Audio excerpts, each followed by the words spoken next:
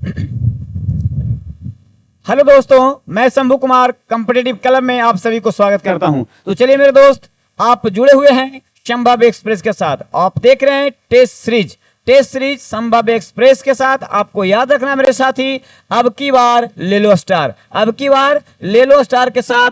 चलिए हम आगे बढ़ते हैं टेस्ट सीरीज की दुनिया में, और आज का ये क्वेश्चन क्या है हम लोग देखते हैं पहले। चलिए मेरे दोस्त, तो ये क्वेश्चन जो है पिछले वीडियो का 50 नंबर का क्वेश्चन हम आपके लिए छोड़ते हैं। बहुत सारे बच्चे जो हैं, बहुत सारे विद्यार्थी, मेरे प्यारे दोस्त भाई लोग इसका सही आंसर दिए हैं, बहुत सटीक आंसर दिए हैं। और देखता हूं क्या क्वेश्चन है और उसका ऑप्शन कैसा है और क्या उसका आंसर होगा। तो चलिए मेरे दोस्त, मैं इसको देखता हूं। संसद ने किस वर्ष भारतीय नागरिकता अधिनियम बनाया? इसका ऑप्शन है 1950, 1951, 1954 और 1955। तो बहुत प्यारे प्यारे दोस्त लोग जो हैं, बहुत अच्छे अच्छे आंसर आप लोग देते हैं, और इसका भी आंसर आप लोग सटीक दिए हैं, और इसका आंसर होगा मेरे दोस्त डी, 1955। बिल्कुल सही जवाब था इसका। आप सभी को जिसने भी इसका सही आंसर दिए हैं, बहुत बहुत धन्यवाद। चलिए आप बने रहिए और हमारे कॉम्पिटिटिव क्लब में आप चलिए। कॉम्पिटिटिव क्लब की ओर से आपको संभाव्य एक्सप्रेस के साथ मिलता है आज का ये पहला क्वेश्चन। ये रहा आपके स्क्रीन पे, और देखिए पहला क्वेश्चन क्या कह रहा है। समान आयतन तथा द्रव्यमान के दो बर्तन एच गहराई तक जल में डुबोया जाता है। बर्तन एक की तली से जल अंदर प्रवेश करता है। यदि ए तथा बी को डुबोने में किए गए कार्य WA तथा WB है, तो बताएंगे इसका कौन से ऑप्शन सही होगा, आंसर क्या होगा। ध्यान देना है मेरे दोस्त, ध्यान देना है। WA तथा WB है तो क्या होगा, ध्यान रखना है, याद रखना है मेरे दोस्त। WA इक्वल WB होगा, या WA स्मॉलर देन WB होगा, या WA ग्रेटर देन WB होगा, या WA इंटू WB होगा। चलिए, तो इसका आंसर होगा मेरे दोस्त WA smaller than WB। B इसका आंसर बिल्कुल सही जवाब होगा मेरे साथी। चलिए, पहला क्वेश्चन आपका साइंस का था। अब दूसरा क्वेश्चन ये देखना है क्या कह रहा है। दूसरा क्वेश्चन जो है, यदि तार की लंबाई दोगुनी कर दी जाए और तार के अनुप्रस्थ काट का क्षेत्रफल आधा कर दिया जाए, तो पदार्थ की प्रतिरोधकता पर क्या प्रभाव पड़ेगा? क्या आधी रह जाएगी, दोगुनी हो जाएगी, या 4 गुनी बढ़ जाएगी, या अपरिवर्तित रहेगी? क्या हो सकता है मेरे दोस्त? तो आपको क्वेश्चन नंबर 2 का आंसर डी बिल्कुल सही जवाब है, अपरिवर्तित रहेगी। चलिए, आप जुड़े हुए हैं संभव एक्सप्रेस के साथ में। जितना संभव हो उतना आप एक्सप्रेस की तरह काम करें। जब किसी उदासीन धातु के गोले को धनात्मक रूप से आवेशित कांच की छड़ के संपर्क से आवेशित किया जाए, तो इस गोले पर क्या प्रभाव होगा? क्या इलेक्ट्रॉन गवाएगा, इलेक्ट्रॉन प्राप्त करेगा, प्रोटॉन गवाएगा, या प्रोटॉन प्राप्त करेगा? क्या इसमें से वो गवाएगा या क्या वो प्राप्त करेगा? तो चलिए, इसका आंसर ये बिल्कुल सटीक जवाब है मेरे दोस्त, इलेक्ट्रॉन का त्याग करेगा, यानी इलेक्ट्रॉन गवाएगा। चलिए फटाफट चलते हम लोग। चौथा क्वेश्चन आपका ये रहा स्क्रीन पे। किस पड़ोसी देश को लैंड ऑफ थंडरबोल्ट भी इसको कहते हैं, land of the thunder dragon कहा जाता है? बर्मा को, नेपाल को, बांग्लादेश या भूटान को? बड़ा इजी क्वेश्चन है मेरे दोस्त, और बड़ा बिजी क्वेश्चन है। आप इसको कई बार बनाए होंगे। लैंड ऑफ थंडर बोल्ट के नाम से जाना जाता है। इसी को पूछ लिया गया है land of the thunder dragon. Bhutan को कहा जाता है मेरे साथी। चलिए, डी बिल्कुल सही जवाब। बढ़ते हैं फटाफट आगे, आप देखते रहें और आपका ऑप्शन क्या कहता है, आंसर क्या होगा, आप सटीक सटीक आंसर देते जाएं। चलिए, तो आप क्वेश्चन नंबर 5 पे पहुंच गए। 5 नंबर क्वेश्चन कहता है, पाकिस्तानी सीनेट में विपक्ष की पहली महिला नेता कौन थी? बताएंगे। पाकिस्तान से क्वेश्चन है। बिलावल भुट्टो, जरदारी, बेनजीर भुट्टो, शेरी रहमान या मुमताज महल? क्या हो सकता है? पाकिस्तान के सीनेट से क्वेश्चन है, तो कह रहा है कि विपक्ष की पहली महिला नेता शेरी रहमान थी और पाकिस्तान की प्रथम मुस्लिम महिला प्रधानमंत्री बनी थी, वो थी बेनजीर भुट्टो। चलिए, तो क्वेश्चन नंबर 6 के पास हम लोग पहुंचते हैं और 6ठा नंबर क्वेश्चन आपका ये रहा स्क्रीन पे। अब कह रहा है शिखर तकनीक के साथ भारत की क्रूज मिसाइल कौन सी है? पृथ्वी, गरुड़, ब्रह्मोस या नारायण? क्या हो सकता है मेरे दोस्त? चलिए, तो इसका आंसर है ब्रह्मोस। बिल्कुल सही जवाब। एकदम फास्ट चल रहे हैं, देरी नहीं करते हुए, आपका समय ज्यादा नहीं गंवाना है। अब बस क्वेश्चन पे चलिए, 4 ऑप्शन देखिए और उसका फटाफट आंसर आप लगाते चलिए। ये टेस्ट सीरीज चल रहा है आपका। भारत में ब्रिटिश शासन का बड़े पैमाने पर विस्तार सहायक संधि के माध्यम से हुआ। जो गवर्नर जनरल का नाम बताना है, किनके काल में हुआ? तो आप लोग यहां याद रखेंगे, सहायक संधि पढ़े होंगे आप लोग। सहायक संधि किसके काल में हुआ था? Lord Warren Hastings, Lord Cornwallis, Lord Wellesley, Lord Clive? क्या हो सकता है आंसर? चलिए, तो आप सहायक संधि के रूप में अगर जाना जाता है, उसको हम वेलेस्ली के नाम से जानते हैं। सी बिल्कुल सही आंसर होगा मेरे दोस्त, लॉर्ड वेलेस्ली। चलिए, क्वेश्चन नंबर 8 क्या कहता है? क्वेश्चन नंबर 8 आपके स्क्रीन पे ये रहा। ये देखिए, सिख धर्म से क्वेश्चन आ गया। गुरु गोविंद सिंह की मृत्यु के बाद गुरु की परंपरा क्या किया गया? समाप्त कर दिया गया। एक क्वेश्चन तो आपका इसी में बन जाता है कि किनके मृत्यु के बाद गुरु परंपरा समाप्त कर दिया जाता है? तो गुरु गोविंद सिंह 10वें गुरु के बाद। और सिखों का नेतृत्व उनके विश्वसनीय शिष्य को सौंपा गया। तो कौन से शिष्य थे? रंजीत सिंह, बंदा बहादुर, अजीत सिंह या जुझार सिंह? चलिए, सिख धर्म से अगर आप पढ़े होंगे तो जरूर याद होगा। अब आपको इसका आंसर हो जाएगा बंदा बहादुर। बी नंबर का ऑप्शन बिल्कुल सही जवाब है मेरे साथी। क्वेश्चन नंबर 9 पे हम लोग पहुंच गए हैं। 9 नंबर क्वेश्चन क्या कर रहा है, इसको देखते हैं एक बार। चलिए, तो मैं पढ़ता हूं। पाकिस्तान नाम सबसे पहले कहता है किसके द्वारा गढ़ा गया था? यानी पाकिस्तान नामक जो शब्द है वो सबसे पहले किसने उच्चारण किया था, बनाया था, बोला था? देख लीजिए, मोहम्मद इकबाल, मोहम्मद अली जिन्ना, चौधरी रहमत अली, मौलाना आजाद। चलिए, तो पाकिस्तान नामक जो शब्द है सबसे पहले किनके जेहन में आया था? चौधरी रहमत अली। सी बिल्कुल आपका सही आंसर। चलिए, क्वेश्चन नंबर 10 की ओर बढ़ते हैं और क्वेश्चन नंबर 10 आपका ये रहा। ध्यान दें, नदी से क्वेश्चन है। गोदावरी नदी का उद्गम स्थल किस राज्य से है? ध्यान देंगे, मध्य प्रदेश, छत्तीसगढ़, महाराष्ट्र, उड़ीसा। तो गोदावरी जो है त्र्यंबक नामक पहाड़ी से निकलती है, जो आपके महाराष्ट्र में स्थित है। यानी विटामिन सी, यानी ऑप्शन नंबर सी आपका बिल्कुल सही जवाब। 11 नंबर क्वेश्चन की ओर बढ़ते हैं और 11 नंबर क्वेश्चन आपके स्क्रीन पे ये रहा। देखिए, 11 नंबर क्वेश्चन क्या कह रहा है? भारत की सबसे बड़ी मीठे पानी का झील। कभी कभी लिख देता है पूर्वोत्तर भारत, तब जो है विद्यार्थी फंस जाते हैं। पूर्वोत्तर भारत अगर कह देगा कि पूर्वोत्तर भारत का सबसे मीठे पानी का झील कौन है, तो आप कमेंट में लिखिएगा मेरे दोस्त। और मैं क्वेश्चन पढ़ता हूं, भारत की सबसे बड़ी मीठे पानी का झील कौन सी है? ऑप्शन है डल झील, लोकटक झील, चिल्का झील, उल्लर झील। तो भारत की अगर कहा जा रहा है उसमें सबसे बड़े उल्लर झील होगा।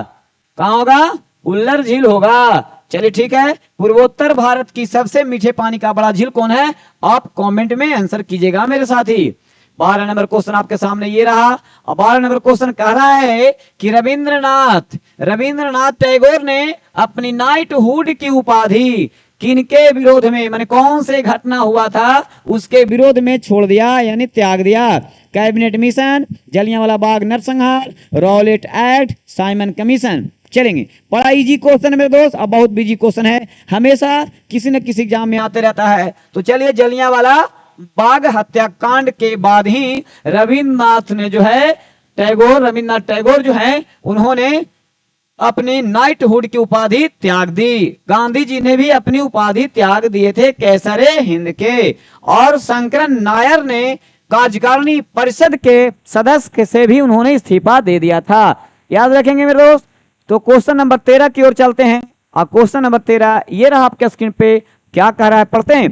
भारतीय संविधान में कानून बनाने की निर्धारित प्रक्रिया काफी हद तक बोला है कहां के संविधान से प्रभावित है। दक्षिण अमेरिका, अफ्रीका, जर्मनी, जापान, संयुक्त राज्य अमेरिका। बताएंगे तो चलिए इसका आंसर होगा जापान, बिल्कुल सटीक जवाब होगा मेरे दोस्त, सी बिल्कुल सही जवाब। चलिए क्वेश्चन नंबर 14 की तरफ बढ़ते हैं। क्वेश्चन नंबर 14 क्या कह रहा है, ये रहा आपका 14 नंबर क्वेश्चन। कह रहा है कि मार्च 2025 तक, है ना, किसके अनुसार वर्तमान में भारत के मुख्य चुनाव आयुक्त, बताएंगे 2025 है ना के अनुसार वर्तमान में भारत के मुख्य चुनाव आयुक्त कौन हैं। ज्ञानेश कुमार, राजीव कुमार, सुखबीर सिंह, संधू, इनमें से कोई नहीं। देखिए अभी जो वर्तमान में पूछा जा रहा है वो आंसर होगा मेरे दोस्त ज्ञानेश कुमार। इसके पहले कौन थे, इसके पहले थे राजीव कुमार। चलिए तो 14 नंबर क्वेश्चन आपका समाप्त हुआ। आप 15 नंबर क्वेश्चन आपके स्क्रीन पे ये रहा। चलिए वीआईपी क्वेश्चन है, इसको देखेंगे।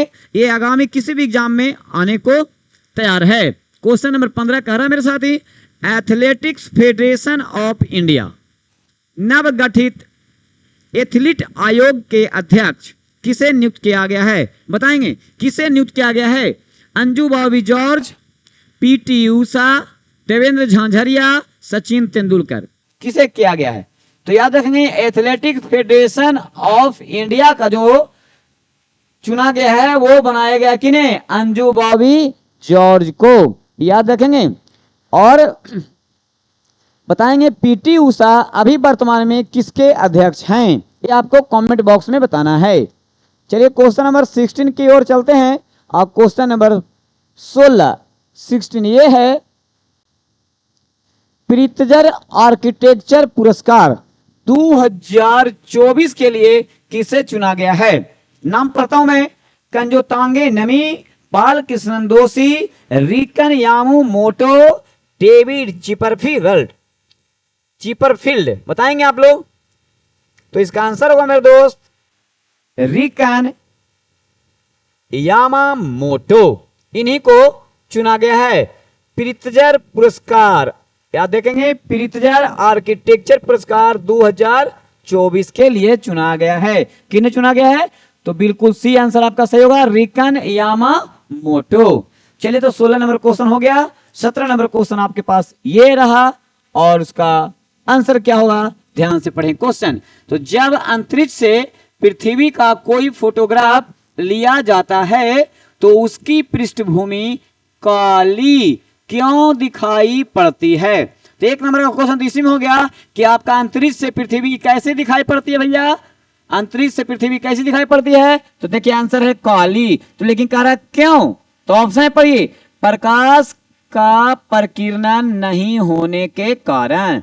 याद रखें अगर प्रकाश का प्रकीर्णन होता है तो नीला ब्लू दिखाई देता है और नहीं होता है तो काला दिखाई देता है ना। याद रखेगा प्रकाश का अपवर्तन नहीं होने के कारण गलत जवाब, प्रकाश का वर्ण विक्षेपण नहीं होने के कारण ये भी कारण गलत है, प्रकाश का परावर्तन नहीं होने के कारण ये भी। यहाँ याद रखिएगा कि जब भी काला और नीला की बात आवेगा तो प्रकीर्णन नहीं होगा तो काला, और प्रकीर्णन दिखाओगा तो समझिए कि ब्लू, यानी ऑप्शन ए बिल्कुल सही और सटीक जवाब है मेरे साथी। तो चलते हैं 17 के बाद 18 नंबर क्वेश्चन। 18 नंबर क्वेश्चन देखते हैं आप क्या इसका आंसर लगाते हैं। चलिए आंसर लगाइए। एक समान वृत्तीय गति करने वाले किसी कण के निम्न में से असत्य कथन का चयन करना। असत्य, असत्य जो सत्य है उसको नहीं। तो देखते हैं कण के वेग का परिमाण नियत रहता है, हाँ ये तो रहता है, ठीक है सही हो गया। लेकिन कह रहा है असत्य वाला को कण का वेग त्रिज्या सदिश के लंबवत बना रहता है, हाँ जी ये बिल्कुल सही है। कण की गति के साथ साथ त्वरण की दिशा परिवर्तित होती है, बिल्कुल सही है। तो सब तो सही है। अच्छा एक और है, त्वरण का परिमाण नियत ये कह रहा नहीं रहता, रहता है, इसका मतलब यही असत्य है जी, यानी ऑप्शन जो है बिल्कुल डी सही है। चलिए ये तो मिल गया पढ़ते पढ़ते। क्वेश्चन नंबर 19 के तरफ हम लोग बढ़ते हैं और 19 नंबर क्वेश्चन क्या कहता भाई, तो यहां देखना है। निम्नलिखित जो नीचे लिखा हुआ है में कौन सा सम इलेक्ट्रॉनी बराबर इलेक्ट्रॉनी आयन निरूपित करता है? कहता है Na+K+, मतलब धनात्मक, K धनात्मक, Mg2 धनात्मक, Mg2 धनात्मक, Ca2। याद रखेंगे Ca2 कहने का मतलब ये जो होगा Ca² धनात्मक होगा और उसके बाद S⁻² ऋणात्मक होगा, यानी आपका ऑप्शन डी बिल्कुल सही जवाब होगा मेरे साथी। चलिए तो 19 नंबर क्वेश्चन आप पार किए।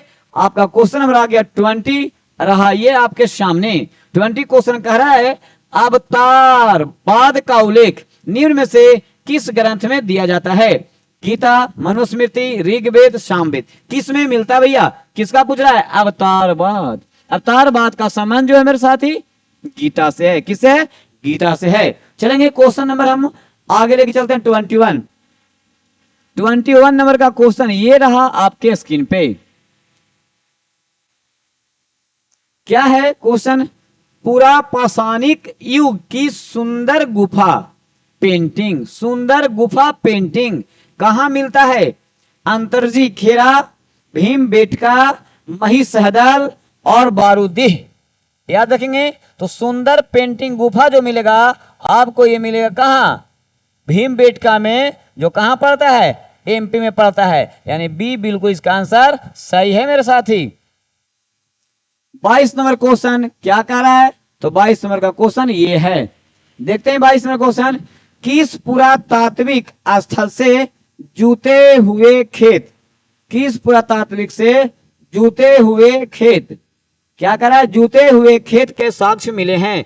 धौलावीरा, कालीबंगा, लोथल, रंगपुर। आपको पता होगा कि ये जो खेत का जो साक्ष्य मिला है वो मिला है कालीबंगा से, याद रहेगा। चलिए बहुत इंपॉर्टेंट क्वेश्चन है। नेक्स्ट क्वेश्चन की तरफ बढ़ते हैं और 23 नंबर का क्वेश्चन स्क्रीन पे रहा और ये है आपका क्वेश्चन गुप्त युग में, कौन युग में? गुप्त युग में भूमि राजस्व की दर कितनी थी? उपज का चौथा भाग, उपज का छठा भाग, उपज का आठवां भाग, उपज का आधा भाग। क्या हो सकता है मेरे साथी? गुप्त युग में भूमि राजस्व की जो दर थी वह उपज का बिल्कुल छठा भाग था। चलिए 23 नंबर क्वेश्चन ये रहा। अब हो गया 24 नंबर क्वेश्चन आपके सामने ये आया। देखना है कि 24 नंबर क्वेश्चन क्या कहता है। निम्नलिखित में से कौन एक संगम युग में बंदरगाह नहीं था? तो आपको तो याद रखना चाहिए कौन कौन बंदरगाह थे। चलिए देखते हैं। अर्कमेडू ये भी था बंदरगाह, उरैयूर ये भी था बंदरगाह, कोरकै ये भी था बंदरगाह। क्या नहीं था? तो देखिएगा ये बंदरगाह नहीं था। अलंगुलम ठीक क्या था भैया? तो उस जमाने में एक प्रकार का क्या था? तालुका था। क्या था? तालुका था, ये बंदरगाह नहीं था। यानी क्वेश्चन नंबर 24 का आंसर डी बिल्कुल सही जवाब होगा। चलिए क्वेश्चन नंबर फटाक फटाक पढ़िए। 25 नंबर क्वेश्चन आ गया भाई आपके सामने। 25 नंबर 12 मासा की रचना किसने की? चलिए पुस्तक और लेखक से क्वेश्चन है। अमीर खुसरो, इसामी, मलिक मुहम्मद जायसी, रस खान। चलिए 12 मासा की रचना किसने की? इनका आंसर होगा मेरे साथी मलिक मुहम्मद जायसी। चलिए नेक्स्ट नंबर क्वेश्चन देखते हैं। 26 नंबर का क्वेश्चन, 26 नंबर क्वेश्चन आपके पास ये रहा। नीचे दिए गए भक्ति संतों का सही क्रम, भक्ति संतों का सही क्रम देखना है। क्या है? पहला है गुरु नानक, तुलसीदास, यहां तो सही है जी, रामदास, तुकाराम। ये गलत हो गया। तुकाराम तो पहले आना चाहिए, रामदास को बाद में जाना चाहिए। पहले तुक्का होगा तब राम होगा, ये गलती हो गया। आगे बढ़ते हैं। तुलसीदास, गुरु नानक, तुलसीदास के बाद गुरु नानक, ये गलत है। फिर कह रहा तुकाराम, रामदास, तुकाराम, रामदास, ये बिल्कुल यहां तो सही है मगर यहां पे गलत हो रहा है। तीसरा देखते हैं। पहले आ गया गुरु नानक, हाँ ये बिल्कुल सही है। इसके बाद तुलसीदास, ये सही है। फिर तुकाराम, तुकाराम ठीक है। अब फिर रामदास, बिल्कुल आपका आंसर मिल गया है। तुलसीदास चल गया पहले, गुरु नानक आगे बाद में, ये गलती हो गया। रामदास और तुकाराम, ये भी यहाँ पे गलती है। तो आंसर आपका सी बिल्कुल सही जवाब है मेरे साथी। पहले होगा गुरु नानक, फिर होंगे तुलसीदास, फिर होंगे तुकाराम, उसके बाद होंगे रामदास। यानी कि संतों का जो सही क्रम है वो सी वाला ऑप्शन में बिल्कुल सही दिख रहा है, इसलिए सी इसका आंसर सही है। 27 नंबर क्वेश्चन क्या कह रहा है, देखिए आपके स्क्रीन पे ये रहा 27 नंबर क्वेश्चन। पढ़ते हैं 27 नंबर क्वेश्चन को। 2011 की जनगणना के अनुसार सर्वाधिक जनसंख्या वाला राज्य नहीं पूछ रहा है, देखिएगा यहाँ पे क्या कह रहा है, केंद्र शासित प्रदेश कह रहा है। क्या कह रहा है, केंद्र शासित प्रदेश। दिल्ली, लक्षद्वीप, अंडमान निकोबार द्वीप, दादरा नगर हवेली। सबसे ज्यादा केंद्र शासित, बताइए सबसे ज्यादा भीड़ कहां रहता है, याद हो गया होगा आप लोग के। देखिए रैलियों का मैदान, पहुंच गए आप लोग, कहां है भैया, तो दिल्ली में। आगे क्वेश्चन आइए, सुप्रसिद्ध कोहिनूर हीरा, क्या बात है, कोहिनूर लागेलू है ना। चलिए कोहिनूर लागेलू क्वेश्चन आ गया भैया आपके पास। सुप्रसिद्ध कोहिनूर हीरा शाहजहां को किसने भेंट किया था, असद खां, मीर जुमला, मोहम्मद अमीन या शादुल्ला खां, कौन किया था। देखेंगे ये जो था कोहिनूर का हीरा भैया, ये कर्नाटक क्षेत्र का है, याद रखेगा है ना। इसी क्षेत्र में बीजापुर और गोलकुंडा का नाम सुना होगा, गोलकुंडा है ना, गोलकुंडा। गोलकुंडा के राजा था कौन, मीर जुमला। और इसने ही, याद रखिएगा, इसने ही किसको दिया था, शाहजहां को। तो कोहिनूर का हीरा शाहजहां को किसने दिया, मीर जुमला। कहां का रहने वाला था, गोलकुंडा का ये शासक था। चलिए 29 नंबर क्वेश्चन आइए, एकदम फटाफट आंसर लेके चल रहे हैं, कोई देर नहीं हो रहा भाई। भारत में अंग्रेजी शिक्षा किसके द्वारा लागू किया गया था, Warren Hasting, Lord Ripon, William Bentinck या कॉर्नवालिस के काल में। जिनको चाहिए आप उठा लीजिए, क्या आंसर हो सकता है। तो मेरे दोस्त इसका आंसर बिल्कुल सटीक जवाब होगा विलियम बेंटिंग। क्लियर है, विलियम बेंटिंग इसका सही आंसर होगा। कोई देरी नहीं करते हुए हम लोग आगे बढ़ते हैं और क्वेश्चन पहुंचा देते हैं आपके पास 30 नंबर का। 30 नंबर का क्वेश्चन आपके पास ये रहा, और चलिए इसका क्वेश्चन के साथ साथ ऑप्शन पढ़िए क्या होगा। 9 जनवरी 2025, देखिए 9 जनवरी तो हमेशा याद रखेगा किसके लिए, प्रवासी भारतीय दिवस मनाया जाता है। कब मनाया जाता है, 9 जनवरी, ये तो याद रखिएगा। मगर 2025 में कहां मनाया गया है, ऑप्शन देखिएगा, ओडिशा भुवनेश्वर में, केरल के तिरुवनंतपुरम में, उत्तराखंड के देहरादून में या बोध गया बिहार में। बताइए कहां किया गया है। तो 2025 का जो है प्रवासी भारतीय दिवस किया गया है मेरे दोस्त, वो उड़ीसा के भुवनेश्वर में किया गया है। चलिए अगला क्वेश्चन आपके पास ये रहा स्क्रीन पे, प्रथम बिम्स्टेक व्यापार शिखर सम्मेलन की मेजबानी कहां किया गया। चलिए आगामी एग्जाम के लिए भी हम तैयार है, भारत, म्यांमार, इंडोनेशिया और सिंगापुर। तो याद रखिएगा प्रथम बिम्स्टेक व्यापार शिखर सम्मेलन जो किया गया मेरे दोस्त, वो किया गया है आपका भारत में, नई दिल्ली। चलिए नेक्स्ट क्वेश्चन की तरफ बढ़ते हैं, और नेक्स्ट क्वेश्चन आपका ये रहा। चलिए कुछ दिवस से क्वेश्चन है भाई, ये दिवस को हम लोग समझने का प्रयास करते हैं। राष्ट्रीय अक्षय ऊर्जा दिवस कब मनाया जाता है, तो 31 अक्टूबर, 27 सितंबर, 20 अगस्त और 8 सितंबर। क्या हो सकता है मेरे दोस्त, तो आप याद रखिएगा 20 अगस्त को ही मनाया जाता है आपका राष्ट्रीय अक्षय ऊर्जा दिवस। चलिए अगला क्वेश्चन आपका ये रहा, 33 नंबर का क्वेश्चन आपके स्क्रीन पे दिख रहा है। क्या कहता है क्वेश्चन, निम्न में से किसे स्वयं संयोजित बल कहा जाता है, स्थैतिक, बेलन या लोटनिक, सर्पी या गतिक। कौन से घर्षण बल को कहेंगे हम संयोजित बल, याद रखिएगा स्थैतिक घर्षण बल को हम कहते हैं संयोजित बल। चलिए तो क्वेश्चन नंबर 34 की तरफ बढ़ते हैं, और क्वेश्चन नंबर 34 आपके स्क्रीन पे ये रहा।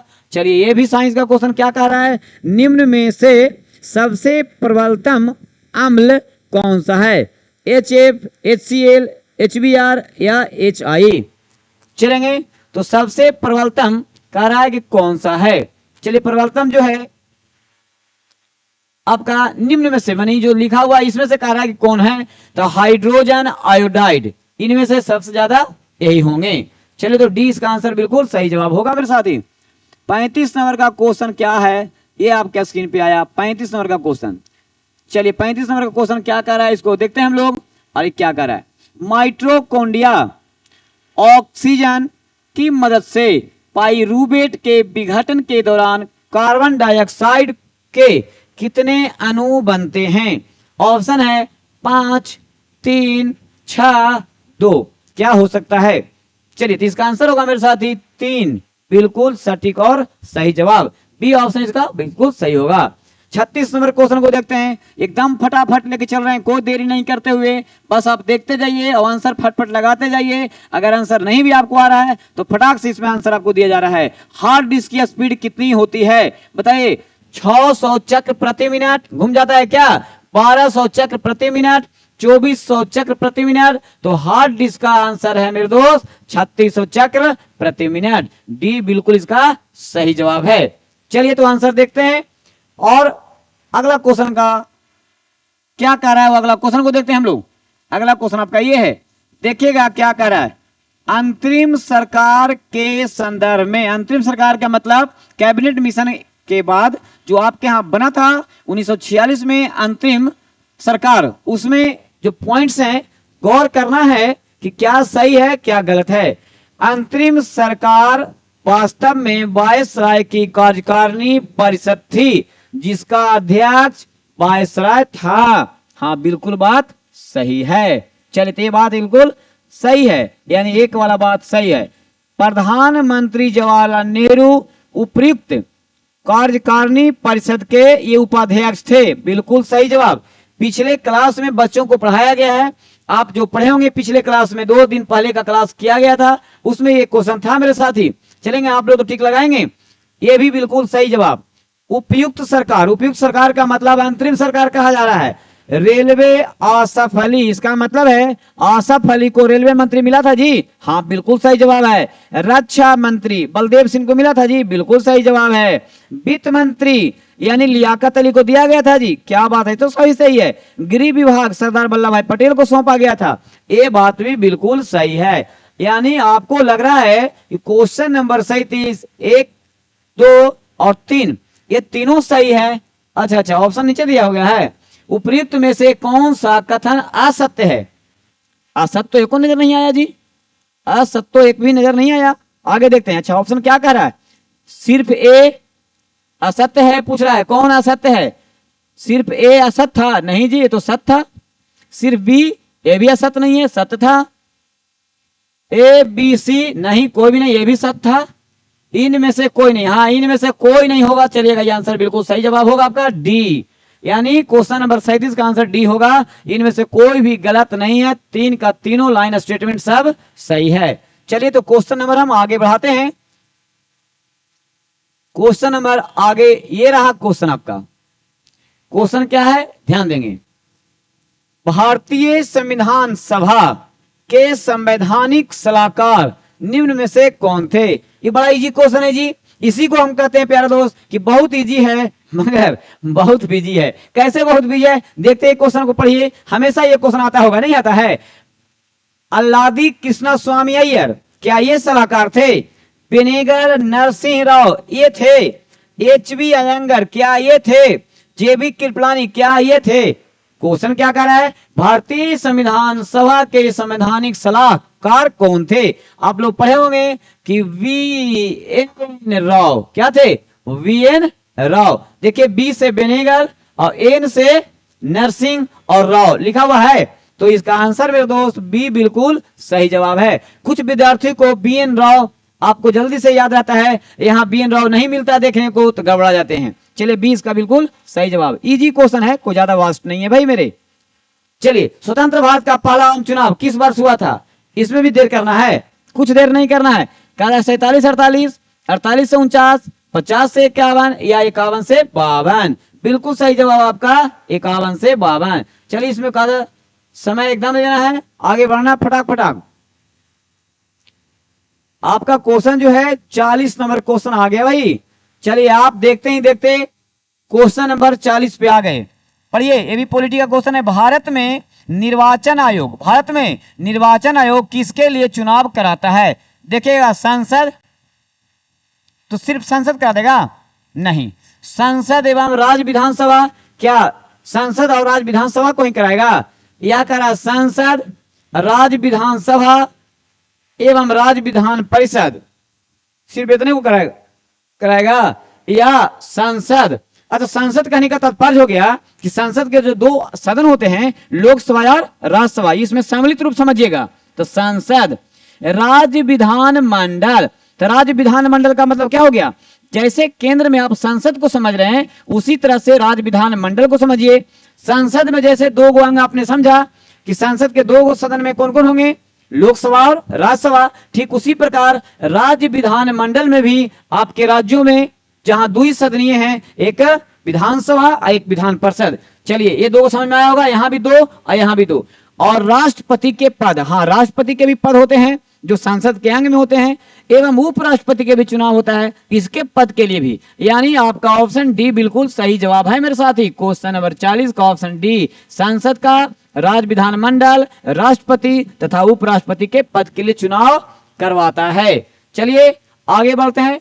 41 देखिए, 41 नंबर का क्वेश्चन कितना क्या कह रहा है? डॉक्टर सीवी रमन को किस विषय के लिए नोबेल पुरस्कार से सम्मानित किया गया था? चलिए, सीवी रमन किस विभाग से थे? आप समझ गए होंगे, ये फिजिक्स से थे।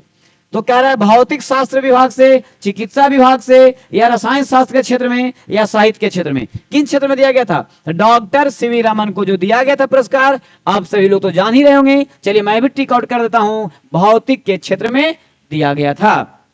चलिए 41 के बाद आ गया 20 कह रहे हैं 42 नंबर का क्वेश्चन क्या कह रहा है? चलिए इसको बनाइए आप लोग, इसमें कंफ्यूज कर लीजिएगा। बसंत विषुव कब होता है? बसंत विषुव कब होता है? 21 मार्च, 21 जून, 21 सितंबर, 21 दिसंबर। बहुत कंफ्यूजेबल क्वेश्चन है भाई। ये क्वेश्चन तो इजी है मेरे दोस्त, लेकिन बहुत कंफ्यूजेबल है। इसको ध्यान से और ढंग से आपको देखना पड़ेगा। अगर याद है तो ठीक है, नहीं तो मैं बताता हूं 21 मार्च इसका बिल्कुल सटीक और सही आंसर है मेरे दोस्त। 42 के बाद पहुंचते हम लोग 43 पे। 43 नंबर क्वेश्चन, चलिए इस सेशन को अगर आप देख रहे हैं तो जरूर कमेंट में लिखिएगा मेरे साथी कि कौन स्टूडेंट, कौन विद्यार्थी, कौन प्यारे दोस्त, कौन भाई बहन कहां से देखते हैं। एक बार जरूर लिख दीजिएगा कि सर मैं यहां से देखता हूं आपका ये वीडियो। चलो ठीक है, तो क्वेश्चन नंबर 43 में क्या कह रहा है? भारत प्रधान यामियोत्तर यानी प्राइम मेरिडियन के किस ओर पड़ता है? याद रखिएगा, पूरे विश्व में अगर जहां से लंदन से लिया गया है, इसके इधर पड़ता है आपका प्यारा सा भारत, और इधर पड़ता है पश्चिम और इधर पड़ता है पूरब। तो ये देखिएगा, लंदन से है भाई ग्रीन बीच, याद रखिएगा, यानी कि पश्चिम में, पूरब में, उत्तर में, दक्षिण में। यानी कहता है कि प्रधान यामियोत्तर रेखा जो है उससे भारत कहने पड़ता है, तो भारत पड़ता है पूरब में। आपको आंसर सी बिल्कुल सही जवाब है। चलिए 43 नंबर क्वेश्चन हो गया मेरे साथी। अब आते हैं हम लोग क्वेश्चन नंबर 44 पे। क्वेश्चन नंबर 44 क्या कह रहा है कि हड़प नीति, चला हड़पला भाई, डॉक्ट्रिन ऑफ लैप्स का सृजक माने शुरू करने वाला ये जन्मदाता कौन था? Lord Hastings, Lord Dalhousie, Lord ब्लेजली, Lord Minto. ध्यान रखेंगे इसमें। हड़प नीति डलहौजी, हड़प नीति डलहौजी का था भैया, लॉर्ड डलहौजी ने लाया था। आप कमेंट में लिखेंगे मेरे साथी कि हड़प नीति का शिकार सबसे पहले उन्होंने सतारा को कब बनाया था? सबसे पहले था सतारा, लेकिन कब बनाया था ये आपको बताना होगा। चलिए तो क्वेश्चन नंबर हम आगे ले चलते हैं। अब क्वेश्चन नंबर 45, क्वेश्चन नंबर 45 को हम ये क्या कहता है, किस भारतीय सम्राट ने बौद्ध धर्म को विश्व धर्म में परिणत कर दिया? बौद्ध धर्म को विश्व धर्म में परिणत किया था। क्या है? बिंबिसार, क्या अशोक, प्रसेनजीत या कनिष्क? बताएंगे कौन किया था भैया? तो चलिए इसका ऑप्शन होगा बिल्कुल सटीक और सरल आंसर एकदम है सी, अशोक। क्लियर है? 46 नंबर का क्वेश्चन है मेरे दोस्त, ये है आपके सामने स्क्रीन पे। क्या कह रहा है क्वेश्चन, इसको देख लेते हैं। ये भी करेंट से क्वेश्चन आ गया 2025 में। लॉजिस्टिक प्रदर्शन सूचकांक 2023 रैंकिंग में भारत का स्थान क्या रहा है?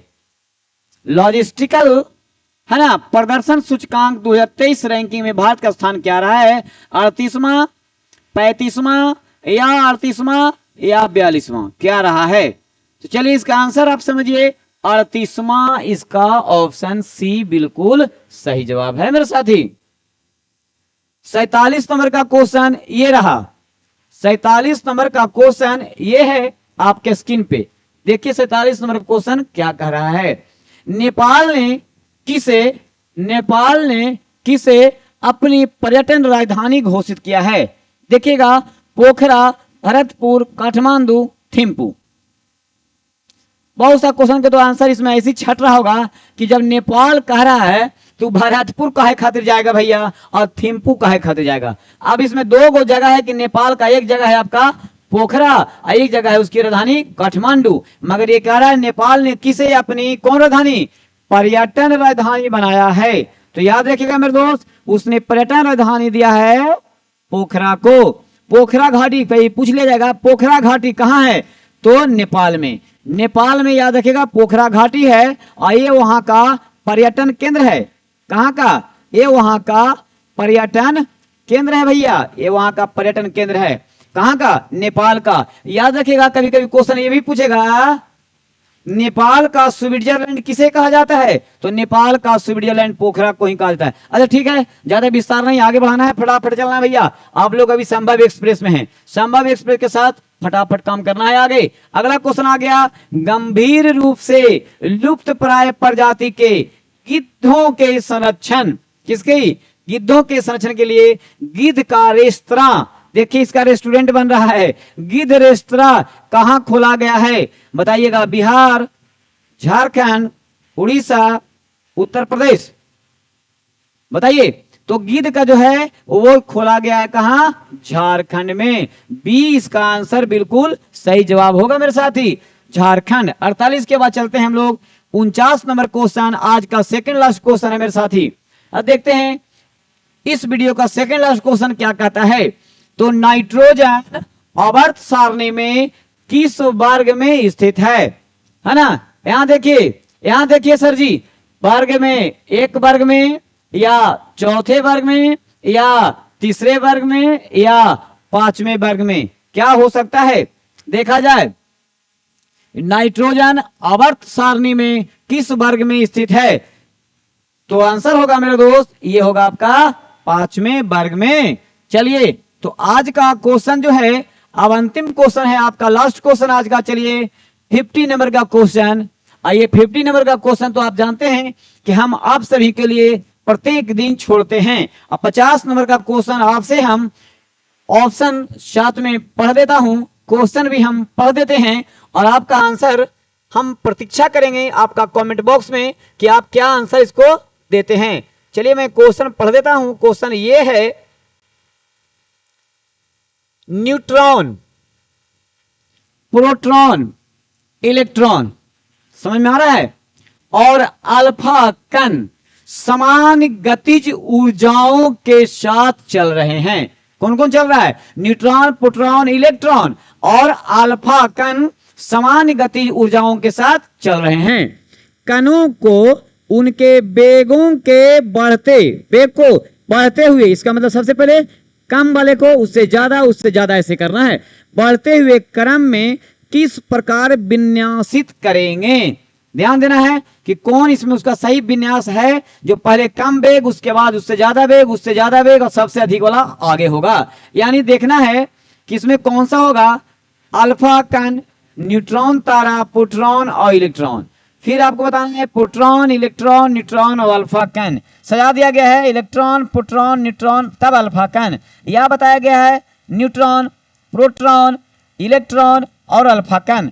इन चार ऑप्शनों में क्या हो सकता है, इसका आंसर आप कमेंट बॉक्स में आप लिखिएगा मेरे साथी। और नेक्स्ट वीडियो में मैं जब आऊंगा तो इस 50 नंबर क्वेश्चन का आंसर ये देखेंगे कि कौन कौन से लोग सही आंसर दिए हैं, कौन कौन से लोग गलत दिए हैं। चलिए, तो आज इस वीडियो में 50 नंबर क्वेश्चन के साथ आज का सेशन को मैं करता हूं समाप्त। और आपको ये वीडियो कैसा लगा और इससे आपको कितना फायदा हो रहा है, मैं चाहूंगा कि इस वीडियो को जो भी देख रहे हैं प्लीज अपने ग्रुप में जितने भी भाई बंधु हैं उनको आप शेयर कर दें ताकि वो भी लाभान्वित हो सकें। तो चलिए आज तक इतना ही।